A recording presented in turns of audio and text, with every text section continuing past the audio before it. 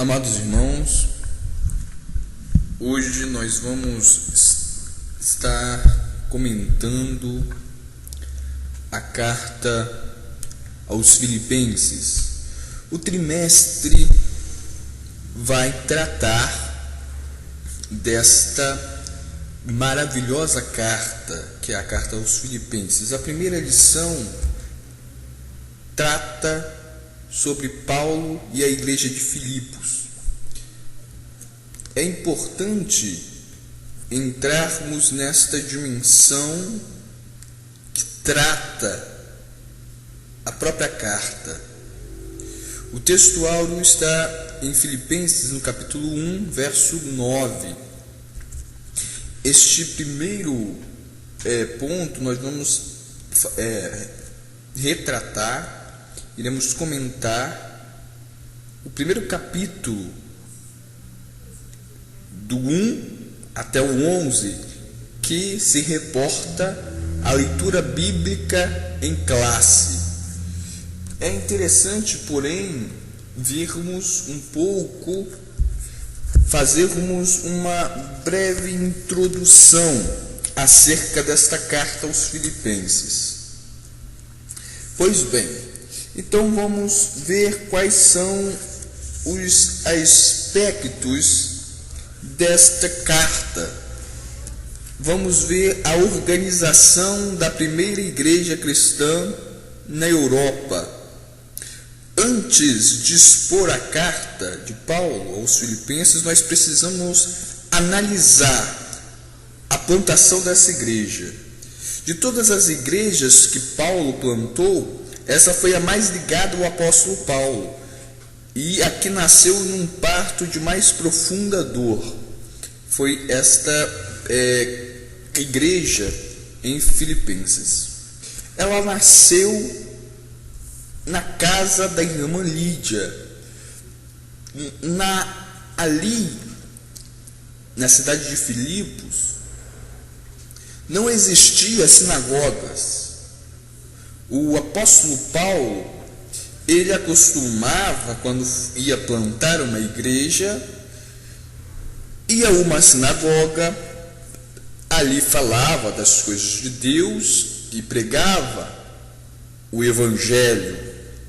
Porém, na cidade de Filipos, considerada uma colônia romana, ele não teve a mesma sorte, entre aspas, sorte. Por quê? Porque lá não existia nenhuma sinagoga. Uma sinagoga, para existir, precisaria de 10 homens, no mínimo, para que fosse fundada. Se não houvesse, então não daria. E naquela cidade não existia talvez muitos judeus, homens para fundar. Existiam mulheres, mas as mulheres não poderiam fundar uma sinagoga. No mínimo 10. Sendo assim, as mulheres saíam da cidade, se reuniam fora da cidade para orar. E por meio das mulheres, na casa da irmã Lídia, foi formada a primeira igreja, se pode-se dizer assim, fora das dependências de uma sinagoga. Porém, então, o aspecto das mulheres está estritamente ligado aí à formação da igreja de Filipenses, de Filipos. É importante observarmos isso. Após essa explanação, que, ao meu ver, é importante, nós vamos dar seguimento aqui. Esta cidade era, como nós já falamos, considerada uma colônia romana. O Evangelho chegou a Filipos por meio de uma revelação. Foi um desejo de Deus, ok? Foi um desejo de Deus. Deus desejou que essa cidade fosse formada. E assim, nós vamos então prosseguir com o comentário, versículo por versículo. Então vamos abrir a Bíblia lá em Filipenses, no capítulo 1, verso 1.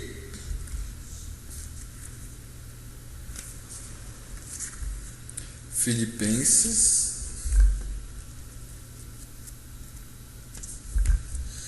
capítulo 1,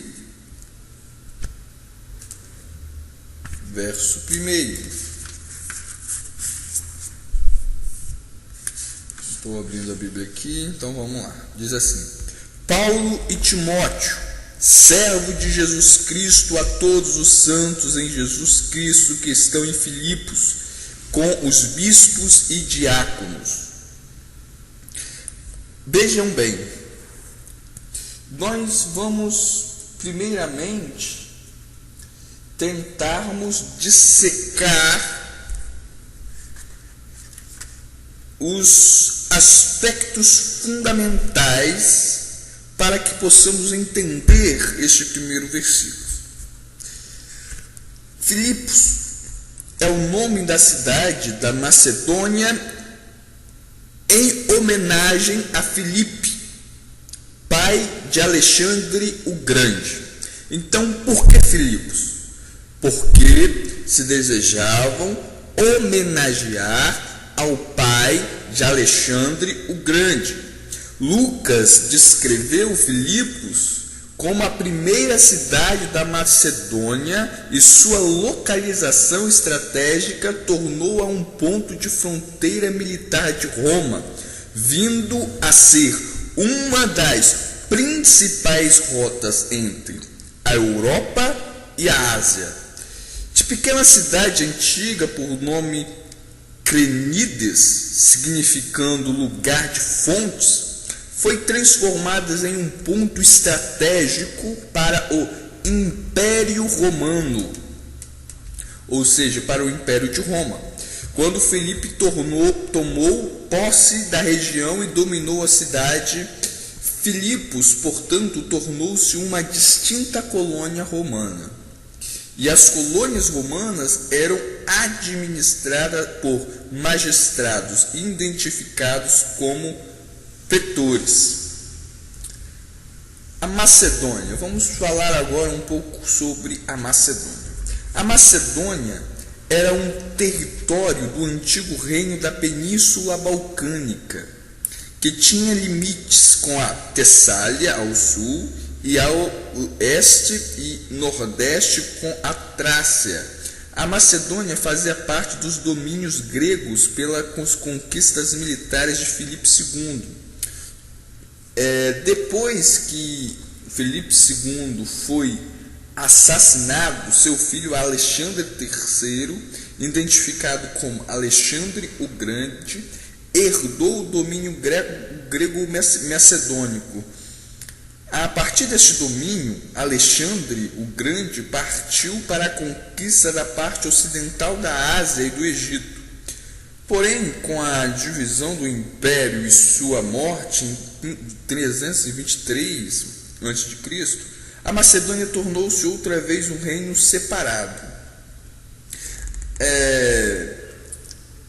Nos novos tempos depois de Cristo, o cristianismo chegou à Macedônia nas cidades de Tessalônica, Bereia, Filipos e outras colônias.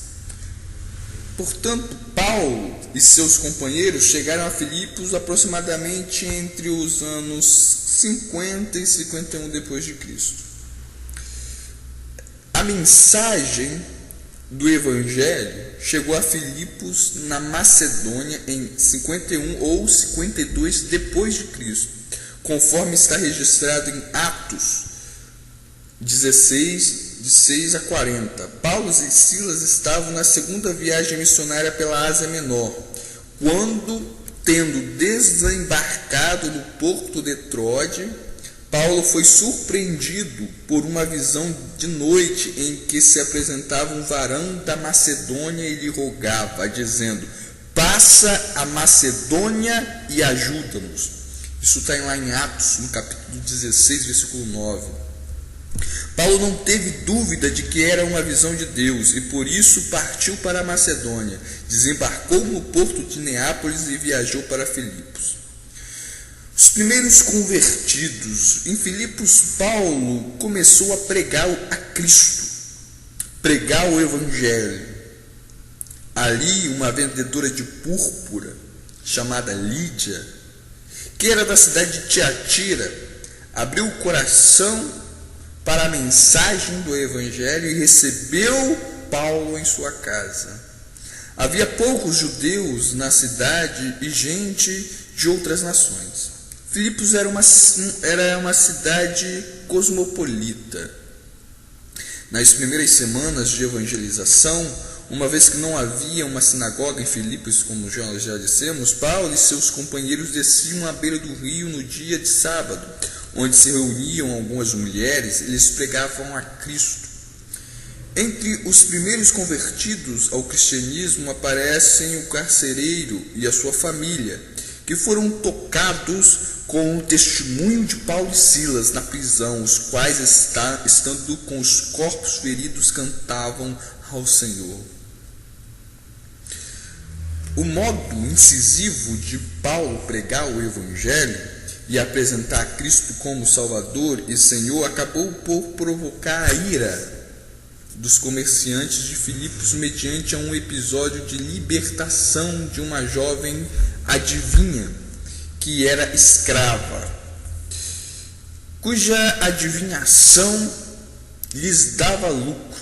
Paulo percebeu que se tratava de um espírito imundo que envolvia aquela jovem e expulsou aquele demônio dela.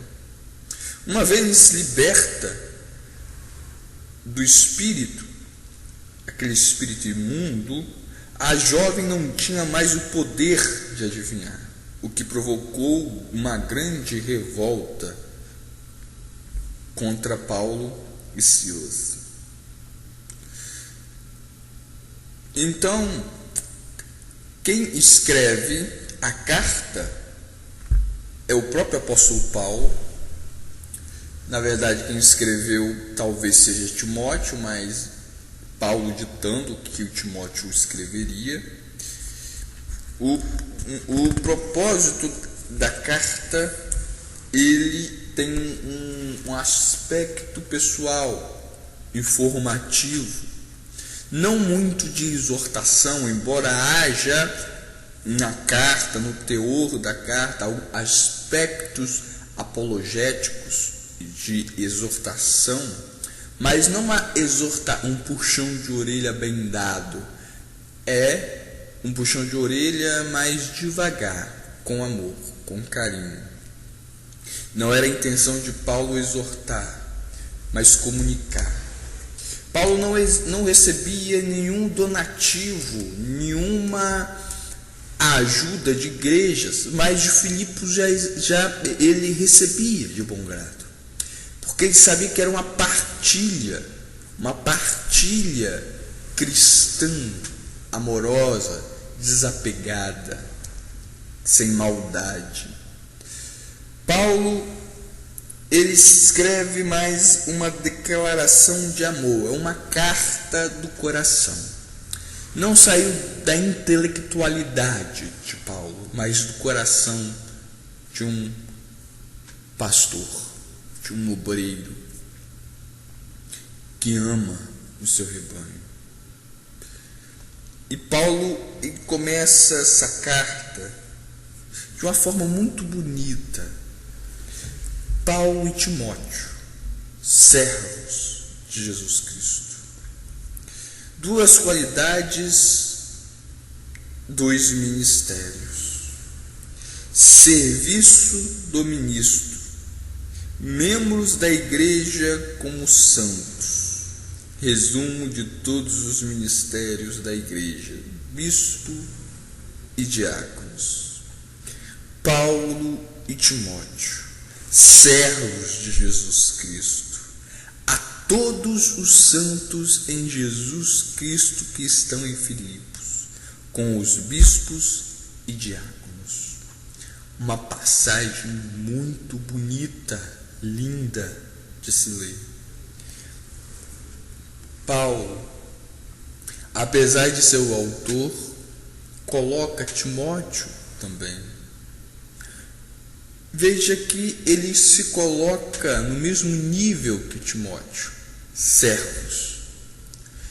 Tanto Paulo quanto Timóteo não são outra coisa, não são outros a não ser servos. Quanta gente hoje que não quer servir. O lugar do serviço, o lugar da servidão, está se trocando para o lugar de Senhor. Não há mais importância em servir, mas usar o espaço de se servir para ser servido. O lugar de servir está dando para o lugar do ser servido. Mas Paulo, pelo contrário, ele reforça a ideia de servir a Jesus. Muitos não querem mais ocupar este lugar de servidor. Querem ocupar o lugar de filho de Jesus, amigo de Jesus, companheiro de Jesus, talvez até um discípulo, aquele que aprende de Jesus, mas não quer servir. Servir a Jesus dá muito trabalho, dá muito sofrimento. O apóstolo Paulo, ele sofreu demasiadamente demais, muito, para servir a todos os santos. Em uma época, esta época que nós estamos vivendo, é uma época que a iniquidade está invadindo a igreja. O povo de Deus está sendo atacado por todos os meios, pelo meio político, social, econômico, financeiro, de todos os sentidos, nos seus relacionamentos, de todos os meios. O povo de Deus está sendo atacado. O diabo está conseguindo derrubar alguns, ferir outros. Por quê? Porque é um ataque. Mas mesmo assim, este povo não deixa de ser santo. Este povo é santo.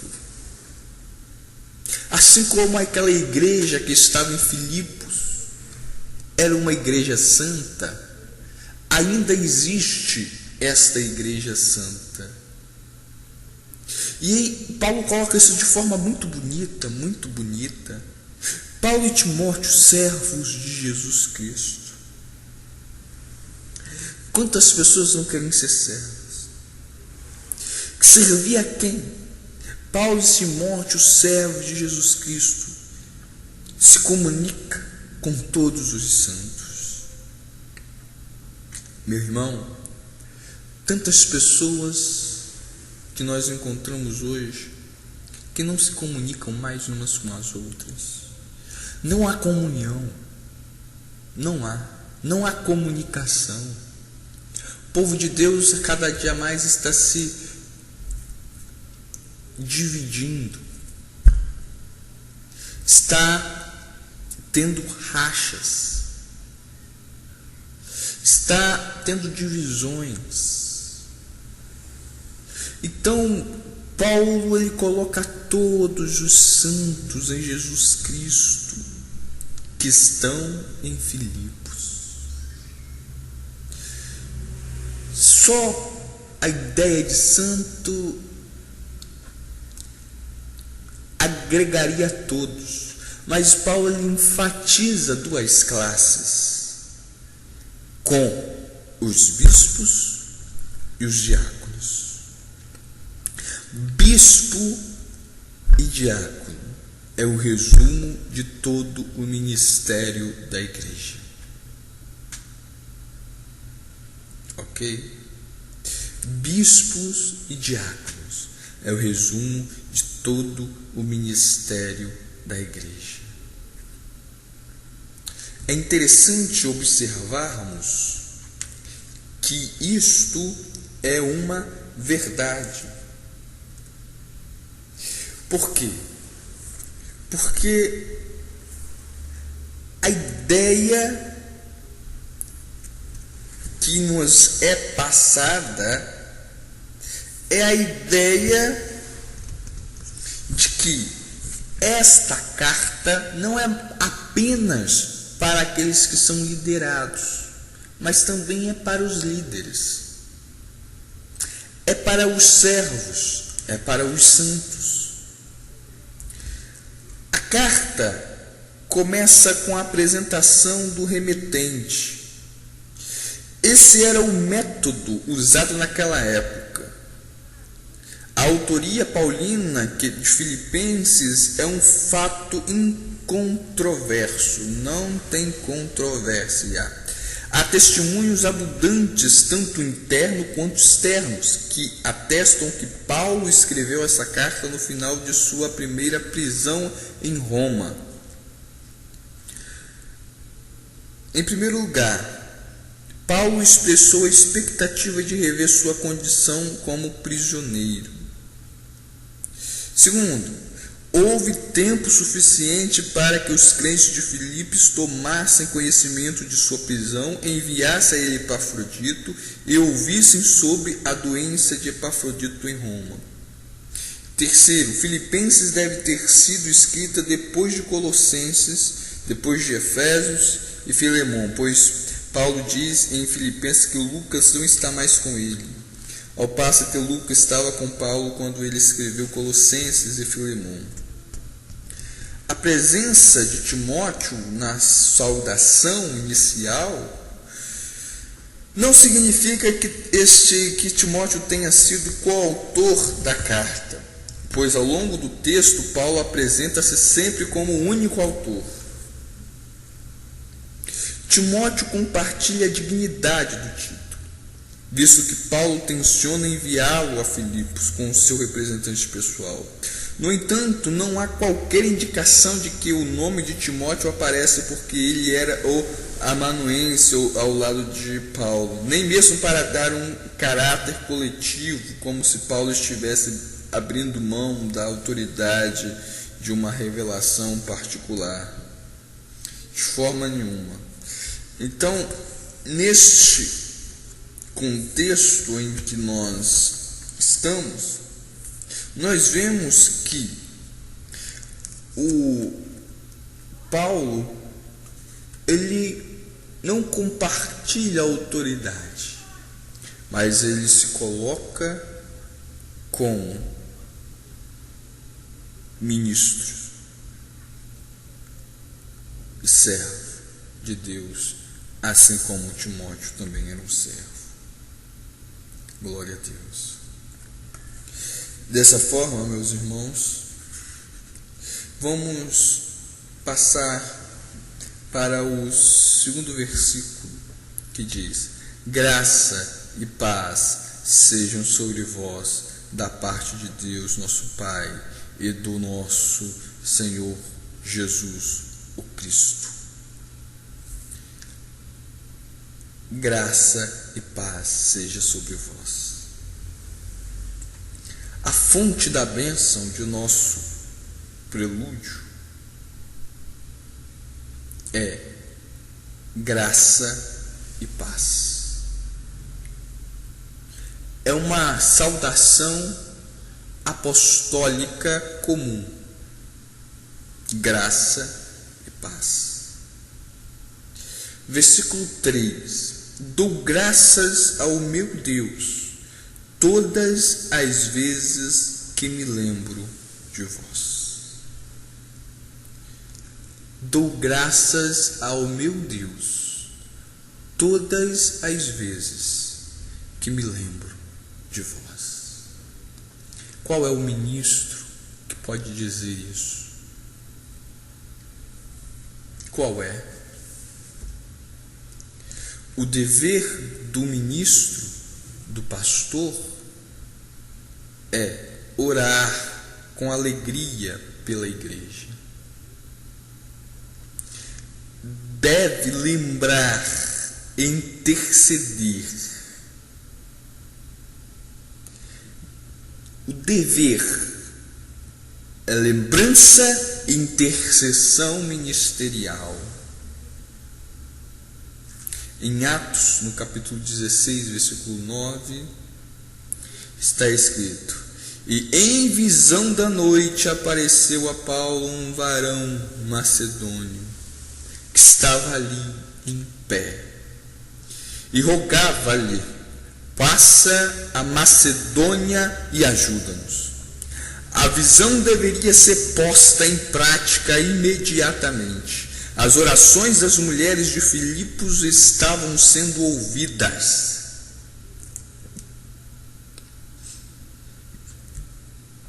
A visão os conduzia àquilo que ele desejava, que era evangelizar Éfeso, mas a direção do Espírito Santo é a Filipos. Às vezes a nossa visão é Éfeso, mas o Espírito quer nos mandar para Filipos. Aí Paulo começaria a aprender como ser grego para com os gregos e como ser romano para com os romanos. A cultura das nações onde se desejava estabelecer as igrejas deve ser dominada pelos missionários. O missionário deve dominar a cultura pela qual ele deve pregar o evangelho. O missionário que não domina a cultura para onde ele o manda, onde ele é enviado, esse missionário, ele não vai ter um bom êxito. De maneira nenhuma. Atos 16, versículo 10, diz assim: E logo que ele teve esta visão, procurávamos partir para a Macedônia, considerando que Deus nos havia chamado para anunciar o Evangelho. O ministério macedônico em Filipos foi de grande importância, mas é necessário compreender que a Macedônia havia sido dividida. Depois de conquistada pelo Império Romano em distritos, entre os quais os mais evidentes foram Tessalônica e Filipos, eles desembarcaram em Neápolis, cidade onde hoje que nós conhecemos como Kavala, e de lá avistava-se o grande templo dedicado à deusa Diana. Atos 16, 11 diz assim: entregando-nos a vela desde Troade, fomos diretamente rumo a Samatrácia e no dia seguinte a Neápolis. Filipos era uma cópia menor da cidade de Roma, com todos os seus departamentos, fórum, acrópolis, teatros e grandes muralhas. Atos 16, 12. E dali para Filipos, que é a primeira cidade colônia do distrito da Macedônia, e permanecemos alguns dias nessa cidade. Dou graças ao meu Deus todas as vezes que me lembro de vós.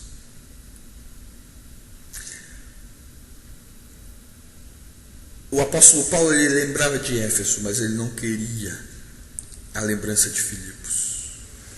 Mas foi da vontade do Espírito Santo que ele orasse pelos filipenses. Dou graças ao meu Deus todas as vezes que me lembro de vós, pois não fui eu que quis vocês, mas o Espírito Santo colocou vocês na minha vida. É o Espírito Santo que deve colocar o povo na vida do pastor. É o Espírito Santo que deve colocar o povo na vida do pastor. É o Espírito Santo que deve colocar o pastor na vida do povo. Os santos devem orar pelo teu pastor. Os santos devem orar para ter um pastor conforme a direção de Deus. O povo deve orar e pedir para que o Espírito Santo venha reinar no meio deles. Aquelas mulheres saíam, iam para a beira do rio, oravam, pediam para que o Espírito Santo enviasse alguém para pastoreá-los. O Espírito Santo enviou o apóstolo Paulo. Passe a Macedônia e nos ajude. Paulo queria ir para Éfeso, mas o Espírito Santo dizia: não, tu não vai. O Espírito Santo leva aonde Ele quer. O Espírito Santo te levará aonde Ele quiser te levar. Não adianta você fugir, não adianta querer ir para Éfeso se o Espírito Santo quer te levar para Filipos.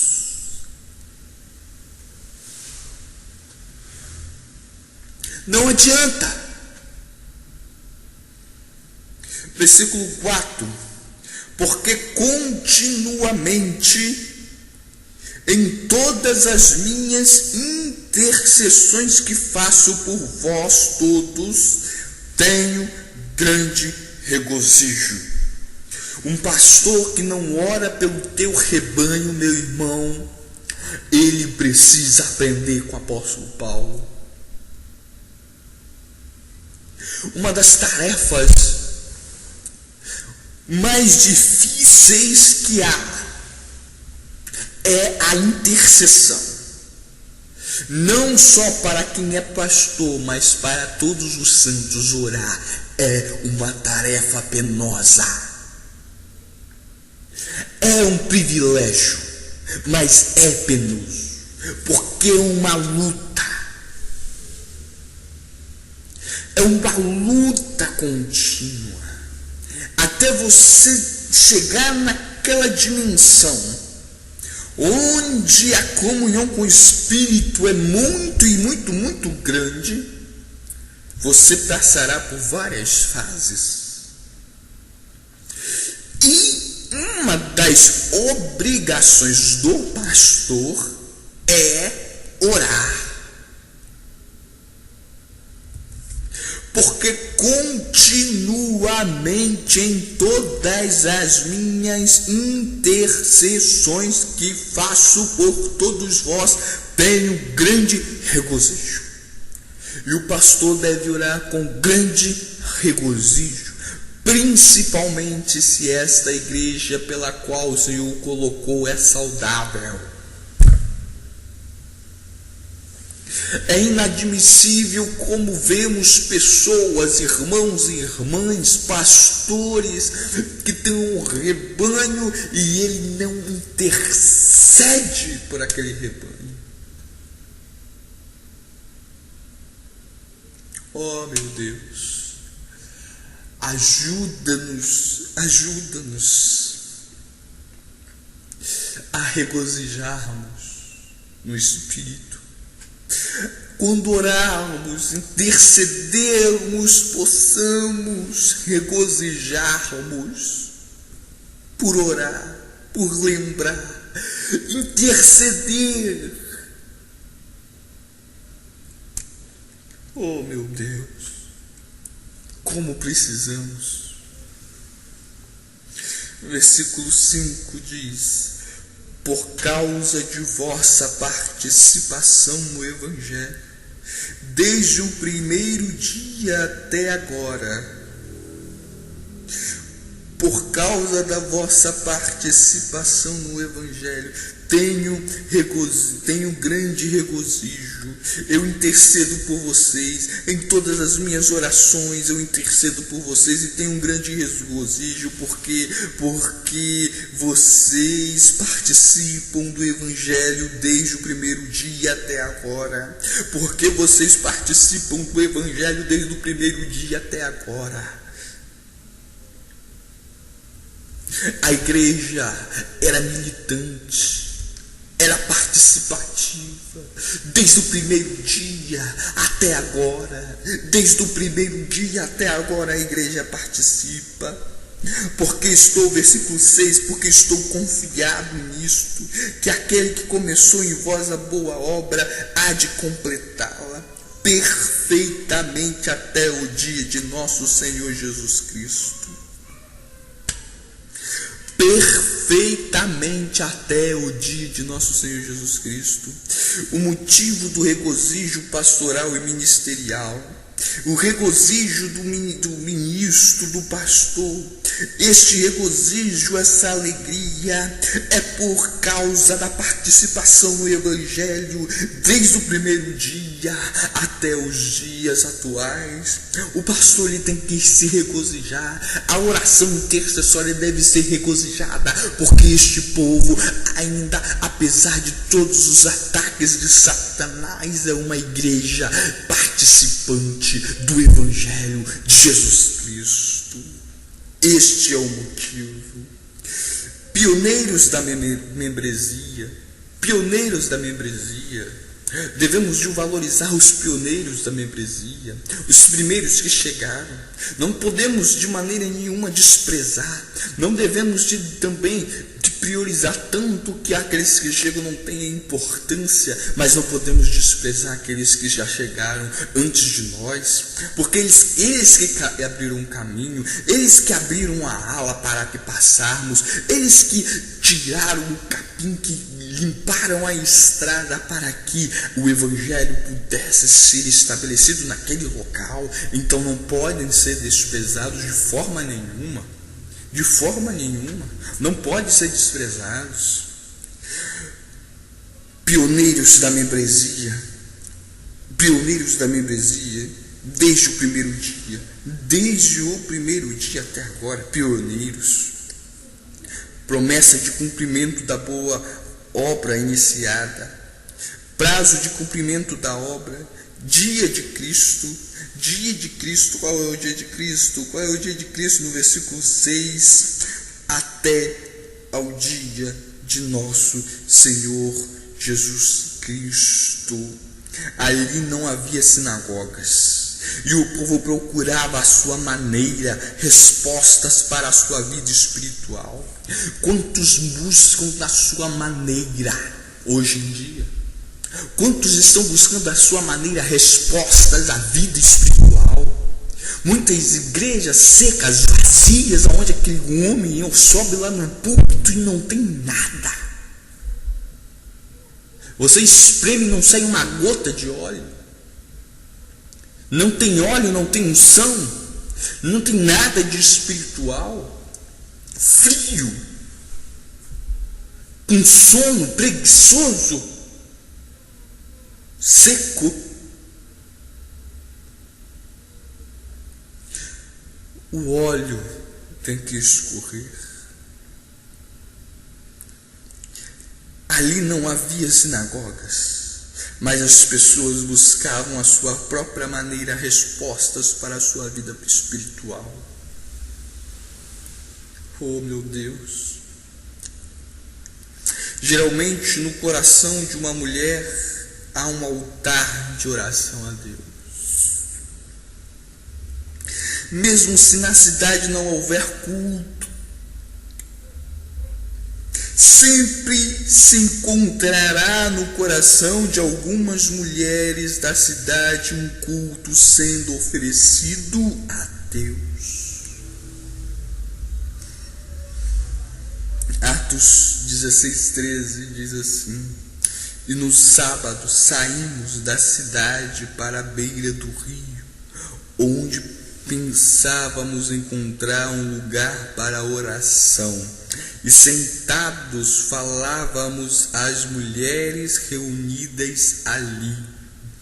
Uma típica cultura dali envolvia mulheres ativas que buscavam a liberdade, e por isso geralmente estavam envolvidas nas revoltas feitas pelo povo. A cultura religiosa pregava a imortalidade, e muitas mulheres estavam também comprometidas com as doutrinas daquele lugar, mas sempre procurando por algo que saciasse a fonte que havia em seus corações. Ali havia uma praça rodeada de árvores que formavam muros vivos e baixos. Ali reuniam-se algumas mulheres judias e gentias. No meio daquela gente estava uma mulher nobre, que se distinguia das outras. Ela era de Tiatira, cujo nome era Lídia. Negociava o precioso tecido púrpura, negócio centenário que fez a cidade de Tiatira conhecida mundialmente. Logo que Paulo chegou àquela cidade e pregou sobre Jesus Cristo, o Salvador, Lídia recebeu como Senhor de sua vida. Também salvaram-se naquele dia Evódia e Sítique. Observe que os passos da salvação de Lídia: trabalhadora, primeiro; segunda, vencedora fora de sua cidade; terceiro, temia a Deus; quarto, deu ouvidos a Paulo; quinto, o Senhor fez com que ela abrisse o seu coração para atender às palavras de Paulo. Atos 16:14. E uma mulher cujo nome era Lídia, vendedora de púrpura da cidade de Tiatira e temente a Deus, nos escutava, e o Senhor lhe abriu o coração para atender às palavras que Paulo dizia. Observe bem: temente a Deus. Hoje o temor a Deus está perdendo sentido para muitos. Muitos já não temem mais a Deus. Vamos para o versículo 7. Pois é justo sentir isto a respeito de todos vós, porque tendes um lugar no meu coração, e mesmo sabendo que ainda estou nas minhas algemas, porém em plena defesa da verdade do Evangelho, tendes mostrado que sois meus companheiros, participantes da minha graça. Participante da prisão, participantes da graça, participantes do amor, exemplo de como amar, pois é justo sentir isto a respeito de todos vós, porque tendes um lugar no meu coração. Às vezes sinto que falta amor hoje em dia no meio dos irmãos. Este amor desinteressado, esse amor que é dado simplesmente porque somos irmãos, não com interesse de volta. Meu Deus, foi por isso que Paulo ele aceitou a ajuda deste povo de Filipos, desta igreja. Versículo 8 diz: porque Deus é minha testemunha de como sinto a vossa falta e de como vos amo com as profundas entranhas do amor de Jesus Cristo, exemplo de amor. Este tipo de amor, meu irmão, Está faltando, meu irmão. Está faltando. É necessário resgatar este sentimento. Resgatar essas raízes. Resgatar isso que nos falta. Nós estamos precisando de aprender a amar. Aprender a amar. Isso nos falta. Verso 9. E assim oro, que o vosso amor seja ainda mais abundante em toda a ciência, em todo o entendimento. O amor conjugado com a ciência, discernimento e entendimento do Espírito Santo. 3 elementos do amor que prospera no ministério. E assim oro que o vosso amor, o amor, seja ainda mais abundante em toda ciência e entendimento. 3 elementos do amor que prospera no ministério é ciência, entendimento e amor. 3 elementos que nos faz prosperar: amor, ciência e entendimento. Pois bem, versos 10: para que aproveis o que é conveniente, e que vos conserveis puros, sem culpa, no dia do Senhor. Aprovar o que é conveniente. Hoje, muitos estão aprovando o inconveniente, porque não tem entendimento. Falta-lhes entendimento. Falta-lhes ciência, falta-lhes amor. Se você não tem amor, entendimento, ciência, você não vai de forma nenhuma agir convenientemente. Você no final vai se sentir culpado, porque você não vai agir com pureza. Verso 11: e ainda repleto dos frutos de justiça que são produzidos por meio de Jesus Cristo, para o louvor e a glória de Deus. Frutos. E ainda repleto dos frutos da justiça que são produzidos por meio de Jesus Cristo, para o louvor e a glória de Deus. Vejam bem que este início desta carta é maravilhosíssimo. Deus, Ele diz a forma, a maneira que Ele vê a igreja pelos olhos do apóstolo Paulo. A igreja de Filipos foi uma igreja acolhedora. O apóstolo Paulo está declarando nesses versos o tão profundo amor, o carinho, o respeito, a saudade que ele sente desses irmãos. O compromisso da oração, da intercessão por esses irmãos. Cada vez que o mundo tenta nos separar, nós devemos nos unir, orando uns pelos outros, em amor, com entendimento, sabedoria de Deus. Que Deus abençoe-os. Que Deus possa abençoar essa primeira lição. Que esta graça maravilhosa de Jesus Cristo possa ser referencial para todos nós.